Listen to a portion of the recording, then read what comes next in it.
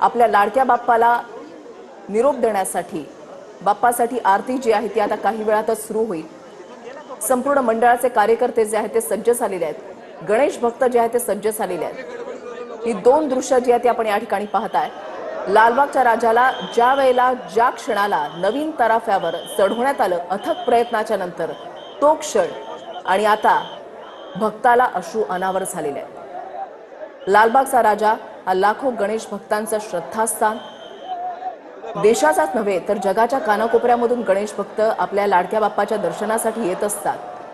सकाळी 8 वाजता ज्यावेळेला गिरगाव चौपाटीवर लालबागच्या राजाचं आगमन झालं त्यावेळेला असं वाटलं होतं की तास 2 तासामध्ये बाप्पा आपल्या घरी जाईल, त्याला आपण निरोप देऊ।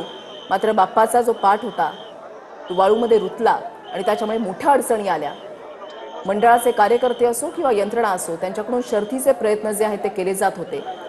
नवीन तराफा जो गुजरातमधून मागवण्यात आलेला आहे त्या तराफ्यावर चढवण्याचे शर्थीचे प्रयत्न झाले, मात्र भरती ओहोटीची वेळ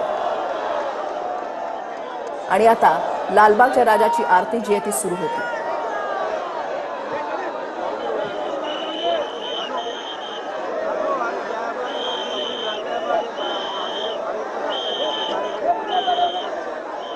अथांग समुद्र, संध्याकाळची वेळ, सूर्यास्ताची वेळ, आपला लाडका बाप्पा आता आपल्या घरी चाललाय। बाप्पाच्या आरतीला सुरुवात झाली।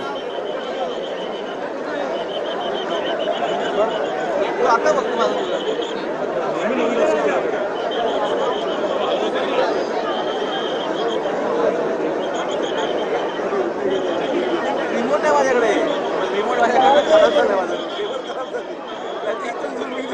गणपती बाप्पा मोरया हे शब्द जरी उच्चारले तरी अंगावर एक वेगळा शहारा येतो। बाप्पा ज्या वेळेला येतो त्यावेळेला जो एक वेगळा उत्साह अंगामध्ये संचारलेला असतो। बाप्पाची 10 दिवस मनोभावे सेवा केल्यानंतर ज्यावेळेला बाप्पाला निरोप देण्याची वेळ येते त्यावेळेला भक्तांना अश्रू अनावर होतात। निवृत्ती बाबर आमचे प्रतिनिधी आमच्या सोबत आहेत। निवृत्ती, बाप्पाला आता निरोप दिला जातोय, काही वेळातच आरतीला सुरुवात होणार आहे। नक्कीच वृषाली, आपण जर पाहायला गेलं तर लालबागच्या राजाचं विसर्जन जे आहे ते सूर्य उगवताना सकाळच्या वेळेस 9:30 ते 10च्या वेळेस झालेलं आतापर्यंत आपण सर्वांनी पाहिलं होतं।